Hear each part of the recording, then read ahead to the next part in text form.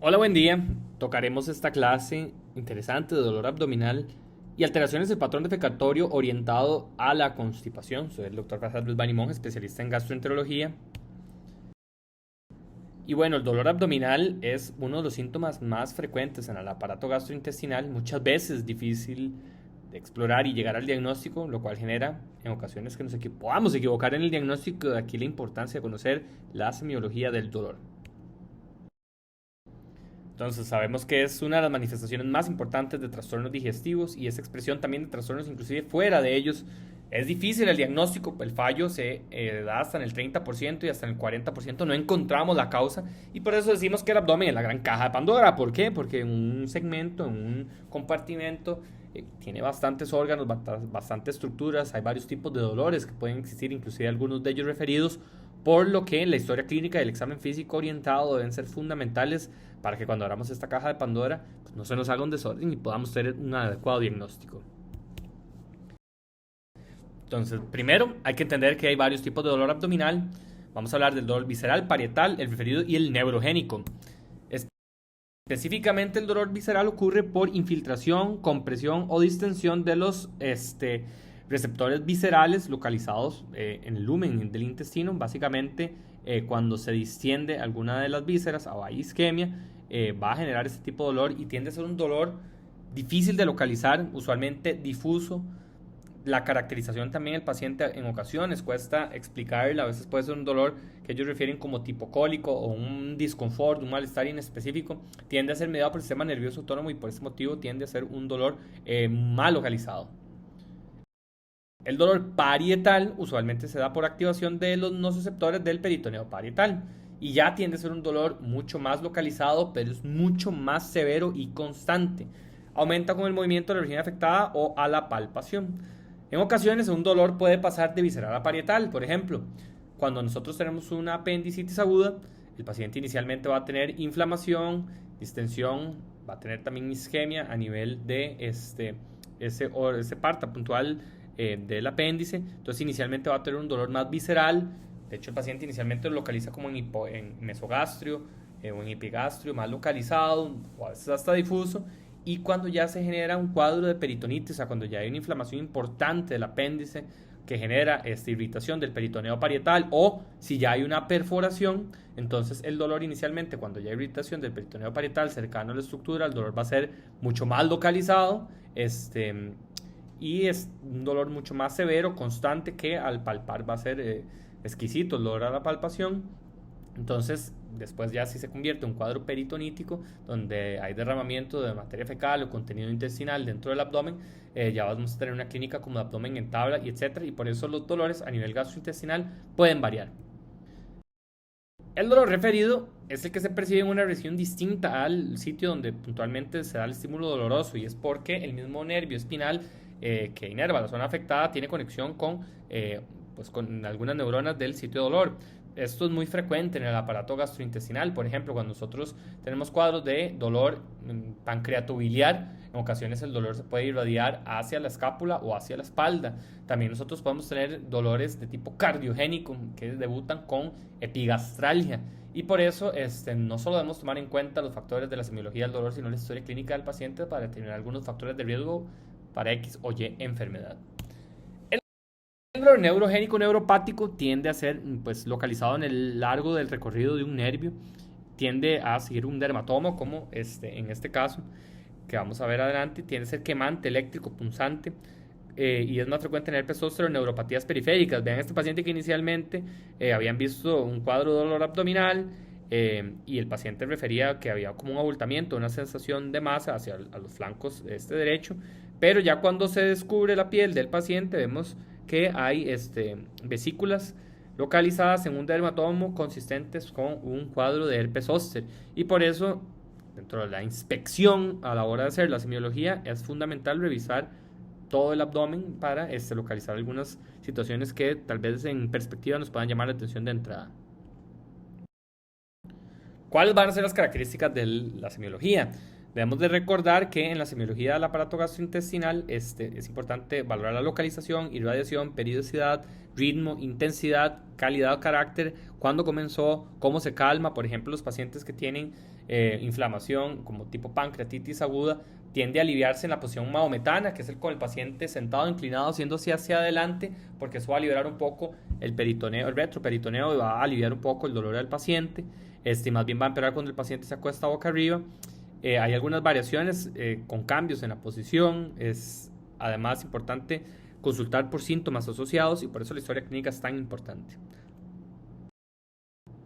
A la hora de que ya hacemos el examen físico, debemos de recordar siempre que en la inspección abdominal es la primera parte, revisar todo el abdomen de una forma macroscópica, revisar piel por abultamientos, inclusive nosotros después de la inspección procedemos a la auscultación. ¿Por qué? Porque la palpación o la percusión pueden incrementar los ruidos abdominales. Después, posteriormente, vamos a palpar. Si el paciente, por ejemplo, tiene un dolor específico, no empezamos por esa área, sino que inicialmente empezamos con una palpación superficial en el sitio donde no hay dolor. ¿Para qué? Para evitar que el paciente haga contracción de los músculos de la pared abdominal por dolor y que nos dificulte la semiología y la exploración. Entonces, esto es muy, muy importante, de que iniciamos en el punto no álgico, con palpación superficial, después una palpación un poco más profunda y después nos dirigimos hacia el sitio del dolor. Y por último, la percusión, que nos permite, por ejemplo, ver timpanismo en el paciente que, por ejemplo, tiene distensión abdominal, o matidez despasable en el paciente que tiene ascitis. También nosotros podemos valorar a la hora de la semiología hacer cambios de posición para hablar, por ejemplo, hepatomegalia. Es más fácil de palparlo cuando acostamos el paciente en decúbito lateral izquierdo, o cuando le pedimos al paciente, metiendo nosotros la mano por debajo de la barbilla y acostar sobre el lado derecho, que haga una inspiración profunda, y también hacia el lado izquierdo cuando tenemos que palpar el vaso. Entonces, las características a la hora de la examinación nos van a dirigir mucho el diagnóstico. Algunos dolores pueden ser difusos, como por ejemplo cuando ya hay un cuadro peritonítico. En los pancreatitis, ya cuando se vuelven cuadros peritoníticos, aneurisma disecante, que inicialmente puede ser un dolor severo en el abdomen que irradia hacia miembros inferiores. Gastroenteritis aguda, usualmente el paciente lo que va a tener es más diarrea, entonces nos va a ayudar en el diagnóstico. Enfermedad inflamatoria intestinal tiende a ser un dolor más larvado, más crónico. El digestivo irritable usualmente se manifiesta por dolor abdominal o disconfort abdominal, más de 3 meses de evolución. Y usualmente se asocia el cambio patrón defecatorio, llámese diarrea, estreñimiento o patrón mixto. También puede ser difuso el dolor de la apendicitis al inicio, o cuando hay un cuadro peritonítico, cuadros de obstrucción, trombosis de la mesentérica, etc. Cuadrante superior derecho, obviamente nosotros aquí localizamos más situaciones relacionadas con patología pancreatobiliar, hepatitis aguda por distensión de la cápsula de Gleason, la cirrosis más bien, como el hígado se encoge, se hace más pequeñito, no tiende a tener dolor, pero por ejemplo procesos de úlcera péptica pueden generar inclusive infarto agudo del miocardio. El cuadrante superior izquierdo, usualmente nosotros podemos ver patología también pancreatobiliar, pero esplénica, por ejemplo los pacientes que tienen trauma abdominal cerrado, riesgo de ruptura esplénica, también algunas situaciones cardiovasculares, neumonía. Inclusive, digamos, el reflujo tiende a ser más un dolor epigastrio tipo ardoroso, quemante, un heartburn como sensación de reflujo ácido. Ya situaciones en el cuadrante inferior izquierdo podemos ver, por ejemplo, diverticulitis aguda. La diverticulitis se puede presentar en cualquier parte del intestino grueso, pero tiende a ser más frecuente en el lado izquierdo, pero también en el lado derecho puede haber afección. Y en el lado derecho, cuadros agudos, descartar por supuesto apendicitis o adenitis mesentérica, ileitis, como por ejemplo la que vemos en los pacientes con enfermedad inflamatoria intestinal, o diverticulitis derecha. Y ya hacia los cuadrantes inferiores, nosotros podemos ver, por ejemplo, el cólico renal o renoureteral, que usualmente es un dolor hacia la espalda o el abdomen que irradia hacia miembros inferiores. También la pielonefritis aguda, donde también nosotros podemos ver el signo de la puño percusión o el síndrome de Giordano positivo.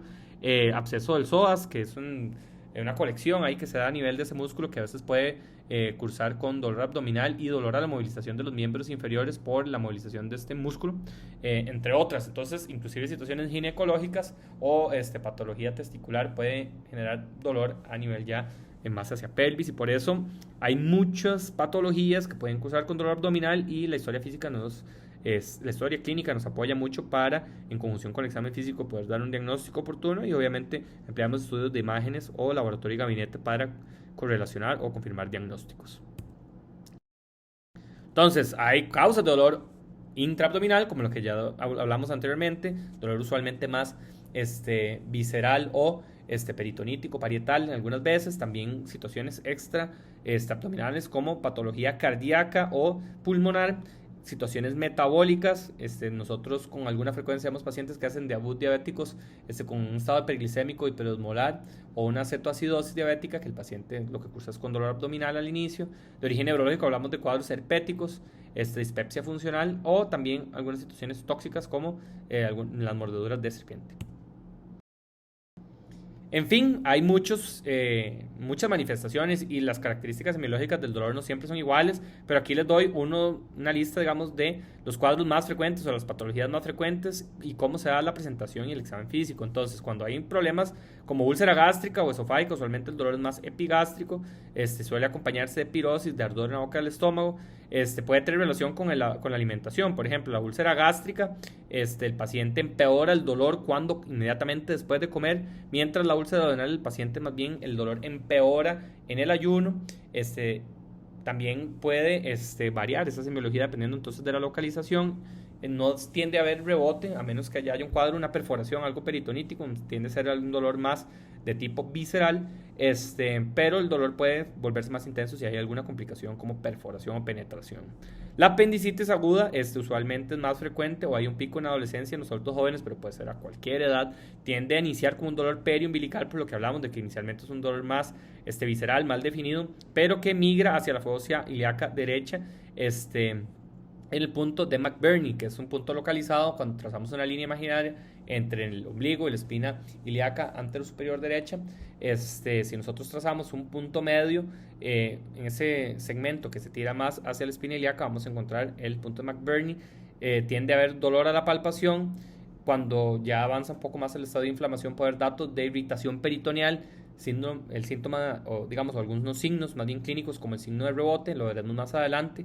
Ya la patología más biliar como la coledocolitiasis, cuando hay una piedra atorada en el conducto, o cuando hay una colangitis, una inflamación de las vías biliares, o una colecistitis de la vesícula, va a ser una característica un poco distinta. Más bien ya eso tiene que ser en personas adultos ya entrando a una edad un poco del quinta década de la vida. Tiende a ser un dolor más en hipocondrio derecho, puede irradiar a escapular o hacia espalda. Puede acompañarse de náuseas, dolor y cuando ya hay fiebre, dolor, ictericia, entonces eso nos puede hacer pensar en algo infeccioso como una colecistitis. Nosotros podemos ver inclusive ictericia en el paciente cuando hay ya algo obstructivo. El cólico ureteral más bien es un inicio brusco hacia flancos con irradiación a ingle ipsilateral. Se acompaña de náuseas, vómitos, palidez, sudoración, datos como de desautonomía. Y el examen físico usualmente tiende a ser normal. La diverticulitis hablamos de que aumenta más bien con el paso del tiempo, cuando se inflaman algunos de esos sacos diverticulares. El dolor tiende a ser en flanco izquierdo. La diverticulosis en realidad no da dolor. De hecho, la diverticulosis no es ni una enfermedad, nada más sacos que se forman en la pared del intestino producto de pérdida de elasticidad con el paso del tiempo a nivel de los sitios de los vasos perforantes de la pared intestinal. Pero estos sacos sí se inflaman, usualmente tienden a ser hacia el lado izquierdo y cursan con dolor, náuseas, vómitos. Muchas veces se requiere uso de antibióticos e inclusive cirugía en los casos de abscesos grandes o perforaciones diverticulares. Y la gastroenteritis aguda tiende a ser un dolor más mal localizado y usualmente se acompaña de diarrea como síntoma asociado. Náuseas y vómitos y otras manifestaciones constitucionales pueden estar presentes. Entonces, ¿cuáles son algunos signos que podemos ver? El de Murphy es el tope o el dolor a la inspiración al palpar el cuadrante superior derecho, y eso es muy sugestivo o puede ser asociado a cuadros de colecistitis aguda. El McBurney es la presencia de civilidad en este punto en la espina ilíaca anterosuperior y entre el ombligo, sugestivo de apendicitis aguda. El signo de Cullen es la coloración azul periumbilical, que usualmente se ve en hemorragia retroperitoneal, como la que podemos ver en las pancreatitis necrohemorrágicas severas, ¿verdad? El signo de Gray Turner, que no aparece acá, es una coloración más también azulada, pero hacia los flancos. También vemos el signo de Kerr, que es un dolor localizado en el hombro izquierdo, es un dolor más referido que se puede ver, por ejemplo, en casos de ruptura esplénica o en embarazos ectópicos rotos. Y el signo de psoas es el dolor cuando elevamos la pierna contra resistencia. Si es del lado derecho, puede ser sugestivo de una apendicitis aguda retrocecal con irritación del psoas, o también abscesos del psoas se puede ver este signo clínico. Vamos a tocar un poco de obstrucción intestinal, que es uno de los objetivos de la clase. La obstrucción intestinal, básicamente, si es mecánica, lo que tenemos es una dificultad física para el avance del contenido intestinal porque hay un obstáculo mecánico, valga la redundancia. La pseudoobstrucción es un cuadro muy distinto. Es idéntico desde el punto de vista semiológico, pero no hay una lesión mecánica obstructiva, sino que puede haber algo, digamos, de lesión en la parte de inervación o también situaciones exógenas como por ejemplo fármacos, neoplasia, diabetes que en ocasiones puede generar gastroparesia, encamamiento prolongado, trastornos neurológicos, pacientes en postoperatorio, pacientes con trastornos hidroelectrolíticos, que digamos no hay una obstrucción mecánica, pero sí un enlentecimiento producto de estas alteraciones que van a afectar la peristalsis. Entonces, pueden haber cuadros intrínsecos o extrínsecos. Los intrínsecos son situaciones que pueden inicialmente, por ejemplo, en niños ser congénitos, como atresias o estenosis, inflamatorias, como por ejemplo vemos en el paciente que tiene enfermedad inflamatoria intestinal, como la enfermedad Crohn. Uno de los grandes simuladores es la tuberculosis intestinal. Se parece mucho a la enfermedad Crohn porque tiende a cursar con úlceras serpiginosas, inclusive en la localización iliocecal, donde más aparece enfermedad Crohn, pero también podemos ver cuadros de diverticulitis aguda, donde ya cuando hay una importante inflamación, se genera una obstrucción del lumen, inclusive después de irradiación o después de anastomosis quirúrgicas, tumores del aparato gastrointestinal en general, como por ejemplo cáncer de colon o tumores de intestino delgado, ilio biliar, que se presenta usualmente cuando hay un cuadro de patología biliar como una colelitiasis con litos grandes, inclusive digamos cuadros de inflamación tipo colecistitis donde se genera una fístula entre la pared de la vesícula hacia, puede ser la vía biliar o hacia el intestino, que genere que un lito grande entre hacia el lumen intestinal y se quede impactado en la válvula iliocecal. Esto se llama un ilio biliar, infrecuente, pero sí se ha visto. Los besoares, uno de los más frecuentes es el tricobesoar, que vemos en pacientes, por ejemplo, psiquiátricos que degluten grandes cantidades de cabello y eso queda atorado en el lumen del estómago. Parásitos, no es infrecuente, en nuestro país todavía haber parasitosis como los Ascaris lumbricoides, por ejemplo, en zonas indígenas. Cuerpos extraños, como por ejemplo pacientes que están intentando transportar droga y consumen para poder traspasarlas a través del aeropuerto, por ejemplo, y quedan atoradas a nivel gastrointestinal. Nos ha tocado con alguna frecuencia extraerlas a nivel de endoscopía o a nivel de cirugía. Y ya situaciones extrínsecas, una de las más frecuentes, adherencias posoperatorias, hernias, principalmente ya cuando están encarceladas o con datos de estrangulación, volvulaciones, que la volvulación es, por decirlo así, una torsión de un asa intestinal sobre su propio eje. Muchas veces al hacer una endoscopía y realizar insuflación se revierte el vólvulo, pero en ocasiones cuando ya hay isquemia o necrosis el paciente debe ser operado. Abscesos o plastrones inflamatorios, como por ejemplo que se da en los procesos apendiculares cuando hay emplastronamiento, o tumores mesentéricos o retroperitoneales. Entonces, bueno, inicialmente va a haber acúmulo de gases, líquido, y va a haber aumento de la secreción a nivel gastrointestinal con disminución de la absorción. Vamos a ver asas dilatadas por encima del punto de obstrucción, que puede llegar a comprometer la circulación. Si compromete la circulación habrá necrosis y perforación de la pared con una peritonitis, y esto puede desencadenar datos de respuesta inflamatoria sistémica, falla multiorgánica y eventualmente la muerte si no detenemos este proceso. Entonces, ¿cuál va a ser la clínica? Inicialmente el dolor puede ser tipo cólico, o sea, como un dolor más parietal, pero se puede convertir, más visceral, pero se puede convertir en un dolor parietal si ya hay perforación. Suelen cursar con vómitos, que los vómitos, si la obstrucción es alta, tienden a ser contenido alimentario, nosotros le llamamos como líquido de retención, pero si son fecaloides puede ser más una obstrucción baja, distensión, y eso lo veremos también a la hora de la semiología abdominal. Falta la canalización de los gases y heces. Alteraciones hidroelectrolíticas es muy frecuente, al igual que la deshidratación, con formaciones inclusive de terceros pasos por ascitis. Entonces, esto no es así como una situación de receta de cocina, pero las obstrucciones altas suelen tener vómitos biliosos o de líquido de retención. Usualmente hay pérdidas de agua, potasio y ácido clorhídrico. Al perder, digamos, ácido clorhídrico y además, digamos, por la deshidratación que va a activar el sistema renina, angiotensina, aldosterona, que va a aumentar la reabsorción de sodio, pero también de la excreción de potasio, va a generar más pérdida de potasio a este nivel, y también a nivel renal va a favorecer recaptación de bicarbonato, lo que va a generar alcalosis metabólica. Mientras cuando las obstrucciones son bajas, va a haber más vómitos fecaloides. Puede haber alteraciones muy similares que las altas, como alcalosis o pérdida de hidrógeno potasio, pero también algunas veces los pacientes pueden cursar con, en vez de alcalosis metabólica, acidosis metabólica producto de lactoacidosis por la deshidratación que puede presentar el paciente.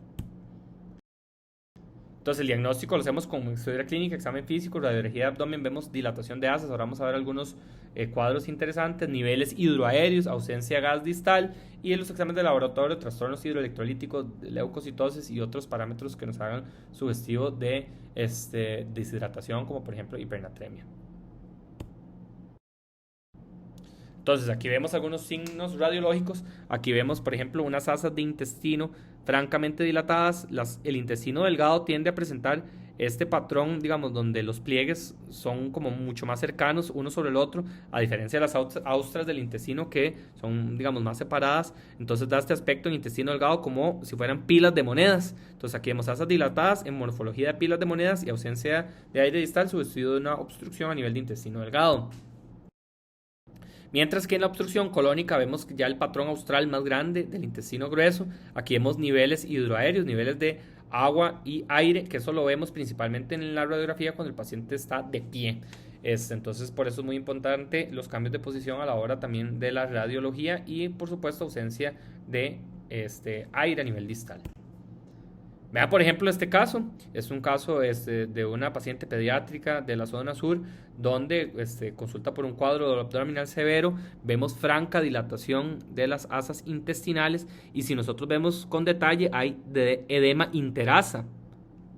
Eso es de edema interasa y también vemos inclusive ocupación dentro del lumen intestinal por esta imagen radiopaca, que es compatible con una infestación, ¿verdad? Básicamente una obstrucción intestinal por Ascaris lumbricoides, a pesar de que las parasitosis intestinales no son tan frecuentes en las áreas centrales de Costa Rica, todavía en áreas rurales o periféricas, principalmente en las zonas indígenas, podemos encontrar cuadros de parasitosis severas de este tipo.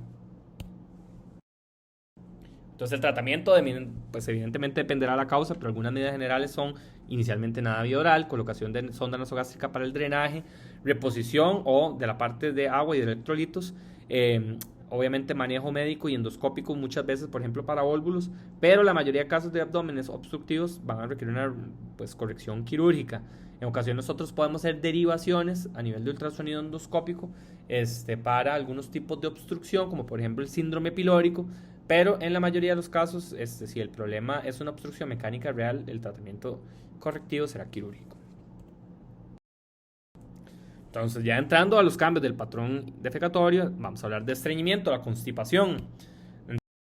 Entonces, es un síntoma muy común, hasta 2 al 27% de la población en Norteamérica. ¿Y por qué tanta variabilidad? Lo veremos porque el diagnóstico no solo depende de la morfología o de las características de la defecación, sino también algunos síntomas del paciente y tiende a ser más frecuente en las mujeres por la acción hormonal de los estrógenos. Entonces, la AGA, que es la Asociación Americana de Gastroenterología, nos dice que la constipación se define como defecaciones insatisfactorias. Vean qué abstracto el término, porque pueden ser o infrecuentes o difíciles de evacuar o duras o ambas, y usualmente lo vemos durante un periodo de 3 meses. Y los criterios de Roma 4 nos van a decir que para hacer el diagnóstico tenemos que tener 2 o más de estos síntomas de posiciones duras, que son características en la clasificación de Bristol 1 y 2, que el Bristol 1 serían como esas duras como bolitas de conejo, las 2 son como que esas bolitas se fusionaran, pero tienen que ser esas duras o grandes, que hay pujo excesivo o sensación de evacuación incompleta o de bloqueo a la hora de defecar, o que inclusive el paciente tiene que hacer maniobras digitales para evacuar las heces, o digamos en el parámetro que nosotros decimos la regla de los 3, si el paciente no defeca más de 3 veces, o sea, o más bien defeca menos de 3 veces en una semana, o digamos si defeca más de 3 veces un día sería diarrea, pero si defeca menos de 3 veces a la semana habríamos de deposiciones infrecuentes relacionadas con constipación. Entonces, esta es la escala de Bristol. Es una escala que tal vez de entrada es un poco como grotesca para algunas personas, pero al paciente a veces le cuesta definir cómo está defecando, digamos, cómo son las características de las heces, más por el tabú que genera. Entonces, enseñarles esta tabla al paciente a veces le ayuda mucho. Las 1 y 2 hablamos, ¿verdad? 1 como trozos duros separados, heces caprinas. La 2 son fragmentos cohesionados, ¿verdad? Como duros o secos. Eso se habla de estreñimiento, más hacia un tiempo de tránsito lerdo y hay esfuerzo a la hora de defecar. Las tipo 3 y 4 tienden a ser las normales, como una salchicha, algunas veces pueden ser agrietadas o lisas, y ya la diarreica, perdón, son las heces tipo 5 que son blandas, como bolitas de bordes definidos. Ya las 6 son fragmentos poco definidos y la 7 es una deposición totalmente líquida que correlacionaría más con diarrea. Y del tiempo de evolución, usualmente si es menos de 4 semanas, hablamos que es agudo. De las causas agudas siempre hay que investigar situaciones severas como pueden ser tumores o cosas obstructivas. Y los cuadros crónicos son los más frecuentes, tienden a durar más de 3 meses. ¿Cuáles son los factores de riesgo? Bueno, hay muchísimos, ¿verdad? La edad, el sexo femenino, pero ya de situaciones puntuales tenemos medicamentos, los opioides, por ejemplo, los pacientes que están con morfina o tramal, antidepresivos tricíclicos, que por ejemplo eso es una característica positiva que utilizamos en el paciente que tiene diarrea con digestivo irritable. Usamos tricíclicos para lentecer el tránsito intestinal por efecto anticolinérgico, pero en algunos pacientes más bien pueden provocar constipación, neurolépticos, bloqueadores de canal de calcio, evidentemente, electrolitos, alteraciones como la hipercalcemia o la hipocalemia, la parte hormonal, ¿verdad? Hablamos en el embarazo, que se lentece un poco la parte de la peristalsis y también puede haber cierto grado de obstrucción por el útero grávido, pero el hipotiroidismo es una de las más frecuentes. Psiquiátricos, depresión o trastorno de alimentación, como por ejemplo el digestivo irritable, tiende a cursar en algunos pacientes con constipación. Parkinson, esclerosis múltiple, obviamente cuando hay envejecimiento del intestino tiende a volverse entre comillas perezoso, pero si hay poca movilización y hay deshidratación todavía es peor, más si hay comorbilidades o polifarmacia, enfermedades musculares o algunas enfermedades del tracto gastrointestinal como el cáncer de colon en los cuadros más agudos. Es interesante porque la clasificación de la constipación es muy variable y el tratamiento va a cambiar dependiendo de cómo es el tránsito. Entonces, la mayoría de pacientes van a tener constipación con tránsito normal, o alrededor del 60%. Pero un 13% pueden tener un tránsito lento y el 25% más bien lo que va a presentar es un desorden a la hora de evacuar o defecar. Y el mixto solo se presenta en el 3%. Entonces, ¿cuáles son los pacientes que tenemos con constipación y tránsito normal? Usualmente, por ejemplo, los que tienen digestivo irritable tiende a ser algo más funcional que orgánico, es muy frecuente. Las heces atraviesan realmente una velocidad normal y la frecuencia es normal, pero el paciente puede sentir que está estreñido. ¿Por qué? Porque siente que las heces son más secas, más duras, y es más como una percepción de dificultad de la evacuación o la presencia de heces duras que un problema de enlentecimiento. La constipación con tránsito intestinal usualmente tiene síntomas más constitucionales, flatulencias, disconfort, dolor abdominal, evacuación incompleta. Tiende a responder a cambios como ejercicio, hidratación, actividad física, incrementar el consumo de fibra, ¿verdad? Frutas, vegetales, hortalizas, cáscara, estopa, alimentos poco cocidos, alimentos con fibra. Con eso y en ocasiones utilizando fibra, como por ejemplo la que encontramos en el psyllium, en el mucílago granulado, o añadirle pocas cantidades de laxante osmótico puede ser suficiente. Entonces estas constipaciones con tránsito normal tienden a responder bien al tratamiento. A veces cuando es digestivo irritable pues hay que manejar un poco también la parte de dolor y algunos componentes supratentoriales que puedan afectar. Ya cuando hay tránsito lento es otra historia. Esto tiende a verse más en mujeres jóvenes, aparecen en edad temprana con constipación severa, inicia una pubertad, es mucho más severo, o sea, son los pacientes que defecan 1 o 2 veces por semana o a veces no defecan una semana completa, responde mal a los cambios que vimos, o sea, los usuales, a dieta rica en fibra o laxantes, y digamos desde el punto de vista histopatológico veremos una disminución de algunas neuronas del plexo mientérico con anormalidades como problemas en la actividad del BIP, óxido nítrico, y también vemos una reducción en el número de células de Cajal, que son las células de marcapaso. Entonces ya la constipación con tránsito lento es una patología mucho más severa que requiere un tratamiento un poco más agresivo. Los desórdenes en la defecación tienden a ser muy frecuentes y se confunden a veces con problemas de tránsito. Usualmente el paciente tiene dolor al defecar, paso duro las heces, puede presentar fisuras anales por hipertono o contracción del esfínter anal, que puede generar estas fisuras, y puede haber anormalidades estructurales como por ejemplo vemos en las pacientes que han sido multíparas como rectoceles o con debilidad del piso pélvico, intercepción rectal, descenso perineal excesivo, etc. Entonces, aquí en esta gráfica vemos que toda la vida complicado hasta defecar, ¿verdad? Entonces, en la etapa de reposo van a haber variaciones con respecto a una defecación normal. Una vez que se llena la ámpula rectal de heces, hay una percepción, ¿verdad? Sensitiva y va a generar distensión a nivel de la ámpula rectal y eso va a generar la urgencia o las ganas de defecar. Y para que sea una adecuada defecación, tiene que haber una contracción de los músculos del abdomen, del diafragma, debe haber una relajación de los esfínteres anales. Recordemos que tenemos un esfínter anal interno, que es un esfínter más autonómico, y un externo, que es músculo más esquelético, que podemos nosotros más modular.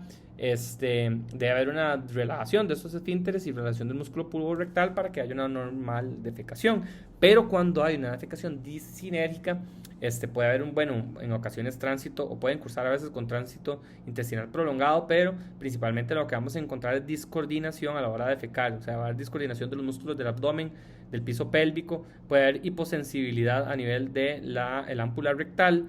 Más bien, en vez de relajarse los esfínteres, a veces se incrementa la presión, o no hay menos de 20% de relajación de las presiones de los esfínteres en reposo, y no hay unas buenas fuerzas propulsivas que nos permitan la defecación. Entonces, el paciente básicamente, tal vez el problema no es tanto del movimiento del intestino en ocasiones, sino más bien del problema propiamente para el acto defecatorio. Entonces, el diagnóstico, obviamente, historia clínica, examen físico, síntomas de alarma, como que, por ejemplo, aparición brusca o menos de 3 semanas, si hay pérdida de peso, si hay sangre oculta en heces, si el paciente cursa con anemia, si tiene otros síntomas que nos pinten de red flag, estos pacientes hay que tener cuidado. Y el examen físico es importante, no olvidar el tacto y la examinación rectal. Como decimos jocosamente los médicos, el que no mete el dedo mete la pata, y eso es muy cierto. Obviamente nosotros a la inspección podemos determinar hemorroides o fisuras. A la hora de la palpación podemos comprobar si hay hipertono o hipotono del esfínter, la presencia de masas de tumoraciones, prolapso o alteración del tono de los esfínteres son parte de las cosas que nosotros podemos comprobar a la hora del examen físico en el paciente que tiene problemas de constipación. Y que vamos a encontrar al examen rectal, obviamente, pues nosotros debemos de hacer una inspección, valorar tonos, palpar músculos. Si hay dolor a la palpación, nos puede hacer sugestivo de una fisura, prolapso, la mucosa durante el pujo, rectoceles o fisuras. Realmente en laboratorio y gabinete hacemos estudios generales, descartamos hipotiroidismo, por ejemplo, bioquímica general para descartar trastornos hidroelectrolíticos, hemograma, por ejemplo, si vemos anemia, no es un red flag, y podemos emplear estudios radiológicos o endoscópicos para complementar el diagnóstico. Entonces, usualmente usamos los estudios fisiológicos o los estudios adicionales cuando el paciente no responde a las medidas tradicionales. O sea, significaría que probablemente el paciente no solo es una constipación con tránsito normal, sino que puede tener tránsito lento o un desorden defecatorio, y por eso ya aquí nosotros empleamos estos estudios cuando hay ineficacia en el tratamiento para poder valorar otras causas.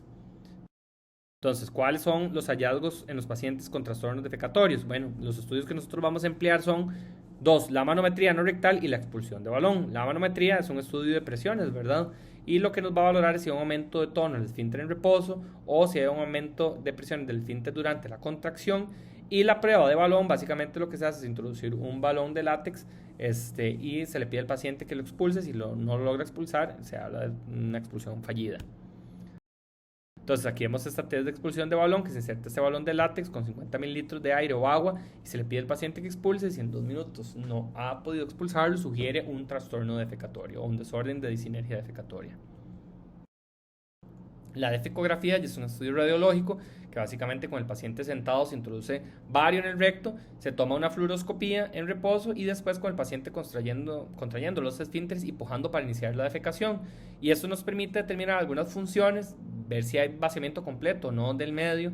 Él mide algunos ángulos como el anorectal o el descenso perineal, y también nos permite determinar anormalidades estructurales como rectocele, prolapso, intuscepción o inclusive fístulas rectovaginales o colovaginales que a veces vemos en el paciente con enfermedad diverticular complicada. Entonces, una de las primeras cosas es que la mayoría de personas defecamos pésimo, porque los seres humanos no estamos diseñados para defecar en un ángulo de 90 grados como en los inodoros tradicionales, sino más bien como una sentadilla profunda, a un 35 grados de ángulo defecatorio. Eso va a generar relajación del músculo puborectal. Entonces nosotros en ocasiones le decimos al paciente que compre una banquita o algo que eleve las piernas, y con eso es suficiente para elevar el ángulo defecatorio. Nosotros usualmente le decimos al paciente que no dure mucho en el baño, que no se pase más de 5 o 10 minutos, porque eso genera mucha presión en el piso pélvico y puede generar patología hemorroidal o cuadros ya de disinergia defecatoria. Entonces esto es súper importante. ¿Cuál va a ser el manejo? La mayoría de casos, el paciente con corregir la dieta, incrementar el consumo de fibra, aumentar el consumo de líquidos y hacer actividad física aeróbica, el paciente le va a ir bien. Se habla de que uno debe consumir 20-25 gramos de fibra al día y para poner un ejemplo, una manzana pequeña puede tener 1.5 gramos de fibra, o sea que para completar esos 20-25 gramos hay que comer frutas con ganas, vegetales, hortalizas, legumbres, leguminosas, fibra, tomar 2-3 litros de agua al día, corregir causas secundarias, por ejemplo, uso de fármacos o polifarmacia, o si hay mucha inmovilización. Y lo que nosotros usamos al inicio son laxantes, los laxantes que podemos utilizar al inicio como tipo fibra, usualmente solo sirven para los casos leves y los laxantes osmóticos nos ayudan mucho para los casos moderados. Los prokinéticos estimulantes solo para cuadros de constipación severa donde realmente hay un tránsito lento, porque si no, más bien pueden ser perjudiciales a largo plazo. Y en el paciente que más bien tiene un problema defecatorio, hacemos reentrenamiento con un proceso que se llama biofeedback para volver a generar un adecuado movimiento defecatorio y ayudar en la disinergia defecatoria. Entonces, tratamiento para los casos leves, fibra. Hay muchas marcas en el mercado. Puede ser el metamucilo, que es planta Gossyllum, que es un derivado de una planta, ¿verdad? Y hay otras fibras como el high fiber, que es otro tipo de fibra soluble un poco más sintética, pero esto es usualmente útil para los casos leves con tránsito normal. Para los casos que no responden a las medidas tradicionales como la dieta o fibra, entonces podemos utilizar los laxantes osmóticos, que básicamente lo que tienen son iones o moléculas no absorbibles y lo que van a arrastrar es agua e inclusive pueden mejorar un poco las peristalsis al hidratar las heces y mejorar su volumen. El más frecuente que utilizamos es el polietilenglicol porque es una situación bastante inerte. También el citrato de magnesio o la leche de magnesia se ha utilizado, o la lactulosa. El problema de la lactulosa es que puede producir distensión porque la lactulosa es un carbohidrato potencialmente fermentable y muchos pacientes con constipación cursan con otro problema que se llama sobrecrecimiento bacteriano, que es un aumento de bacterias fermentadoras en el intestino delgado. Ese aumento de bacterias fermentadoras puede ser bacterias que produzcan hidrógeno o arqueas que produzcan metano, y usualmente es uno de los cambios que vemos en la disbiosis, que son las alteraciones de la microbiota. Puede tener muchas causas las alteraciones de la microbiota, desde situaciones de la infancia como haber nacido por cesárea, no haber tomado leche materna, uso de antibióticos, o en el adulto otros problemas como por ejemplo el sedentarismo, la mala alimentación, tabaquismo, estilos de vida no saludables. Eso puede generar un aumento de bacterias en el intestino y eso es lo que nosotros llamamos SIBO. El paciente que tiene SIBOs le va fatal con la lactulosa porque ese sobrecrecimiento de bacterias van a fermentar esa lactulosa generando gas y desconfort, y por eso la lactulosa no la usamos con tanta frecuencia.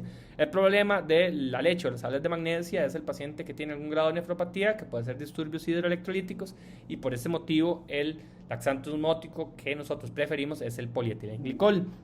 El polietilenglicol va en presentación de sobres o de frascos. Usualmente los sobres tienen 17 gramos, el equivalente de 17 gramos serían 2 cucharaditas y media de las medidoras que trae el frasco, o de las cucharas convencionales de casa, 3-4 cucharadas, si uno empieza con 17 gramos, o sea, un sobre, o 3-4 cucharadas corrientes, o 2,5 cucharadas medidoras en un vaso de agua cada día. Y como es un ion no absorbible, nosotros podemos aumentar la dosis libremente si el paciente con esa dosis no defeca, porque la idea es que defeque diario y con heces blandas, suaves, o sea, un buen Bristol 3-4. Entonces, si el paciente no alcanza eso con las dosis estándar, puedes subirlo. ¿A qué dosis? A la que el paciente necesite. Tan así que, por ejemplo, un frasco tiene 300 gramos y nosotros para los pacientes que vamos a preparar para colonoscopía le pedimos que diluya el frasco entero en 4 litros de agua y se lo tome para limpiar el intestino. Obviamente esto es una purga grande que usamos para limpieza intestinal, no lo usamos en el día a día para el manejo de la constipación, usamos dosis más bajas, pero para que vean que es un medicamento muy seguro porque no se absorbe y realmente no tiene muchas interacciones, inclusive es un medicamento ideal para mujeres, inclusive durante el periodo del embarazo. Los lubrificantes son otro tipo de laxantes como el aceite mineral no absorbible que revisten la masa fecal y presuntamente eso facilita el tránsito. Realmente no hay mucha evidencia de su eficacia, pero para pacientes que están impactados o con heces muy duras que no responden a otros tratamientos puede ser una alternativa, pero no es la mejor. Y los tratamientos estimulantes, como por ejemplo los prokinéticos, solo se utilizan para los pacientes que tienen tránsito lento. ¿Por qué? Porque su mecanismo estimulante de secreción o motilidad a largo plazo pueden empeorar la función colónica. Eso no lo tiene, por ejemplo, los laxantes osmóticos. Los laxantes osmóticos no estimulan el movimiento, entonces no tienen esa función detrimente en el peristaltismo, pero los estimulantes sí. Sin embargo, en ocasiones para los cuadros severos de tránsito lento es necesario. En ocasiones nosotros hacemos estudios de vaciamiento o de tránsito intestinal o un test que se llama expulsión de balón para ver si realmente hay un tránsito lento. Bueno, no es el expulsión de balón tradicional que les enseñé, sino más bien son unos pellets de metal que se ponen o se degluten, ¿verdad? Y nosotros valoramos el movimiento a nivel de intestino, a ver si se logran expulsar. Muchas veces cuando hay cero movimiento, en ocasiones el paciente hay que llevarlos a las operaciones. Hay constipaciones con tránsito lento muy severas, pero antes de llegar a algo tan severo como una cirugía, nosotros tratamos con laxantes osmóticos y si no funciona podemos usar los estimulantes. Hay muchos tipos. Uno de los más buenos es el prucalopride, que es un agonista de receptores de serotonina.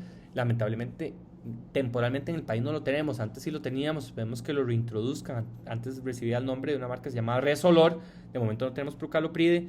A nivel institucional tenemos los supositorios de bisacodilo y digamos hay algunas sustancias naturales que tienen efecto estimulante como las hojas de zen y cáscara sagrada, que por cierto, por ser tan fáciles de conseguir y por bajo precio son muy utilizadas por la población general, pero carecen de estudios de su eficacia y sí pueden caer en detrimento porque al tener un mecanismo estimulante pueden empeorar a largo plazo la función de colon peristáltica. Y con esto quería hacer una suma de perlas, ¿verdad? Entonces, lo primero, en el dolor abdominal, lo que sabemos de toda la vida, el 80% del diagnóstico, historia clínica, examen físico, hacer una adecuada semiología, una buena inspección y una buena semiología abdominal nos va a ayudar a poder orientar el diagnóstico. Y en los casos de constipación, la mayoría van a responder a cosas leves como cambios en el estilo de vida, hidratación, aumentar el consumo de fibra, pero para casos más severos con tránsito lento, podemos emplear, por ejemplo, al inicio laxantes osmóticos y si no funcionan, entonces ya en los casos de tránsito lento utilizar algunos medicamentos que favorezcan más el movimiento del intestino. Si el problema más es una situación de disinergia defecatoria, habría que hacer una reestimulación, un reentrenamiento con el biofeedback, y para los casos más severos es donde empleamos como medidas diagnósticas complementarias e inclusive tratamientos un poco más agresivos, pero la mayor parte de los pacientes con las medidas básicas estarán muy bien. Entonces esto era lo que quería compartir con ustedes sobre el dolor abdominal, la semiología y sobre la constipación. Gracias, muchachos.